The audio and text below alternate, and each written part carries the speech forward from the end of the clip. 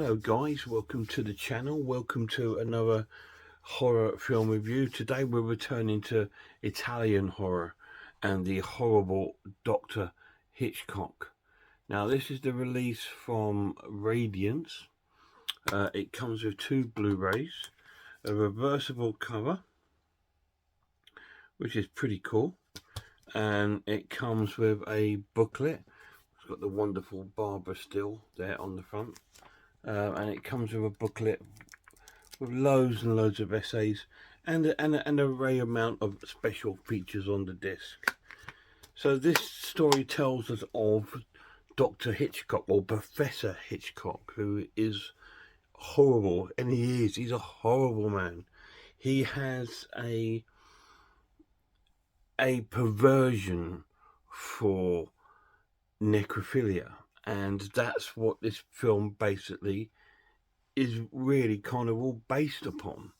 And it's a very strange and wonderful way to sort of tell the story, because the film is told in a very gothic environment, very gothic, very Hammer film horror sort of style in London. And it tells the story of him and his obsession with sex, if you like, with the unconscious or the dead. At the beginning of the film, it starts with him. There's a guy robbing the grave in the churchyard. I don't know if he's robbing it, but there's a guy in the churchyard, and he gets knocked over the head, and the coffin gets open, and we see hands then groping this corpse of a body, and then we get introduced to Dr. Hitchcock and his wife living in this lavish home with this sort of lavish sort of like friends, and that she's playing the sort of harpsichord piano while the rest are listening to it, and the doctor's just been going about his business and doing his things, setting up the bedroom with an anesthetic. He has this anesthetic because he's a well-established surgeon. Quite near the beginning of the film, we see him doing surgeries and using anesthetic and being very successful, and it must have been quite new back in this sort of time. Anyway, his plan is to use this on his wife. She goes to bed after getting a signal from their very strange maid, who's very, very, very creepy, and she goes upstairs and sort of like lays on the bed, and the doctor's there, and he injects her with this anesthetic, which puts her to sort of sleep, and then he starts groping, and I guess he goes on to make love to her. We don't see this, of course. And then I believe this is a 1960s film, and then we didn't see him like at surgery, and he's performing these sort of operations at work very successfully, and helping, and the family's all grateful for him. And his wife is still at home, and again we sort of jump to the next night, and the same thing happening, but this time he's gone a bit far and a bit crazy, because he fills his syringe up with double, maybe 3 times the amount of anesthetic, and injects it to his wife, who accidentally, but dies. I don't think he wanted her to, because he's absolutely shocked and mortified that she has died. And he sort of screams and screeches, and we join them on the very wet and rainy day at a funeral the following day, which is his wife's funeral. And in close to the house, there's a crypt, which is a very, very gothic looking crypt with coffins and skulls and all sorts of things in it. And they take his wife's coffin down to the crypt, and that's where her body lays. And then we sort of he decides to move on. He decides to move out of the house and moves away. But then we get like a newspaper clipping saying 16 years later, Dr. Hitchcock returns home. I believe it's all based in London, England. And he returns home, and he got a new wife who's played by Barbara Still, and she's very young and beautiful as always. But as soon as she arrives at the house, he straight away feels there's something not quite right and quite sort of melodic about this place, and sort of melancholy. And they're greeted with a thunderstorm, of course, to emphasize that gothic feel, because this is sort of set in like the gothic period, with the gothic costumes and in a gothic house with loads of sort of like cobwebs and things. And they go into the house after 16 years, and it's all sort of dark, and he lights a match and the whole house lights up, and it's, wow, what an amazing sort of match he's got there. And they see everything covered over with blankets, and then the maid is still there. She turns up and apologizes that she hasn't had a chance to clear it. She's been too busy making upstairs nice, and he introduces her to his wife, and neither of them want to know each other, and that's so obvious from the start. And the house is full of paintings, life-size paintings of his ex-wife. Even the bedroom that he gives his new wife, which is separate to his, which is, again, that might be something of the time, but just seems a bit strange. And there's rooms that are locked up that she's not to go to. And she starts seeing these really weird things and hearing strange things, like tapping on the window, which first of all we think it's a branch, but then she sees unlikely and ungodly sort of shadows, and she finds skulls in her bed at some point. All these weird things are coming on, and all reminiscent around his ex-wife. The maid is supposed to be having her sister living there, who is mad apparently, but she says she's been moved out to this asylum now. But when Barbara still goes to investigate the house, she still thinks that she sees her there with her, with the maid. And meanwhile, our doctor is still carrying on his fetish.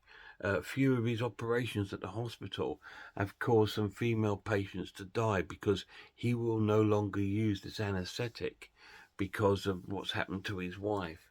And we see him a couple of times trying to make advances on these corpses at the hospital, but gets stopped at the very last minute by orderlies or other doctors, just as he's going to sort of like make out with these dead bodies. And he's got this sort of fetish of like of making, maybe he likes it because there's no, I don't know, no life in them, and it fascinates him. I don't know, because he's a doctor. I don't know. But Barbara Still is very uncomfortable and starts seeing strange behaviour from him, and investigates some of these locked rooms while he's not there, and gets caught out a few times. And then the doctor himself starts seeing bizarre happenings in the house, which he believes to be his ex-wife. So this whole house and the whole people around it are all getting consumed by, I don't know if it's a ghost or haunting of his ex-wife. And if it is, you need to watch it and find out, because I'm not going to spoil it or tell you anything else, or the sort of shocking sort of ending. This is there's no gore in this film. There's no gory or anything like that. It's just a real eerie, atmospheric, gothic horror film, and it's filmed and done superbly. And so that's what I think of the film. It's superb. The absolute pluses of this edition: it looks stunning. Absolutely amazing restoration they've done of the film. It looks really, really cool. And this is what the film looks like. It does look very gothic like that. And they've done an amazing job sort of like remastering this to its full ability. And the doctor's horrible. You just don't like him. So the acting is cool, because you don't like the people you're supposed to. And you're left feeling, what the hell's going on? What is with this maid? What doesn't she like the new bride? What is it that's disturbing her, or was she in love with his wife, um, or whatever it is, or do they both hold some sense of guilt over what's happened? Because obviously the maid knew what he was doing with her by seducing her when she was under anesthetic. Maybe they knew this was going on. But I don't know. Maybe there's a form of guilt. I'll need to watch this a second time because I absolutely enjoyed it, and I just want to find out more behind it. Or I'm going to watch some of the special features that are on this Blu-ray. There is a list of them there, but I can't see because they're too small for my stupid old man eyes. But I absolutely thought this film was wonderful, and it puts a lot of faith back into me that there's still some amazing Italian films that I haven't seen, and this is absolutely fantastic.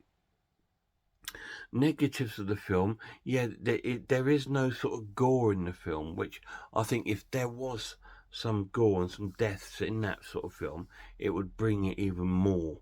The macabre would have brought it even bigger to life, but it is what it is, and it was made, I believe, in the 60s. I'm not sure. If someone can write down below when it was made, that would be great. I can't remember, but yes, he is truly horrible.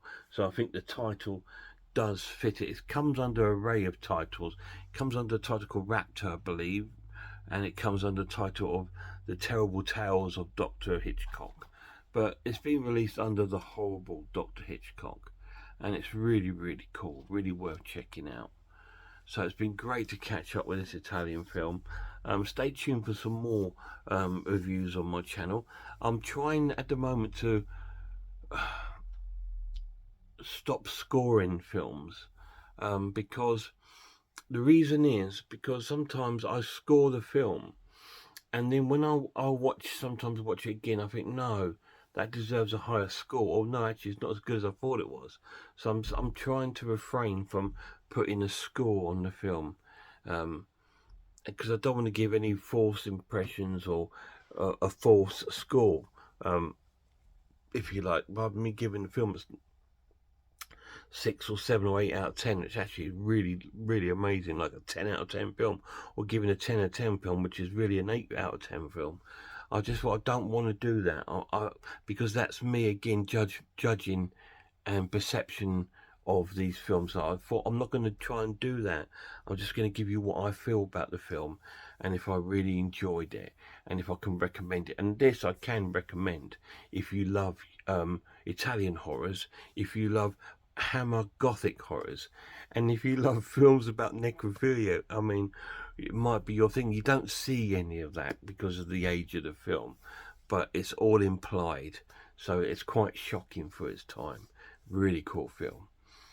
Check out some horror channels, please, till the next video. Please check out Horror Hands, Horror Geek, Man v Film, RS Designs, Pizzawell, I'm the Ice Lord, Cat Watches Horror Movies, and Grumpy Andrew's Haunted House. And a massive shout out to the lad. Till next time, look after yourselves, look after one another, and I really hope I'll see you all soon.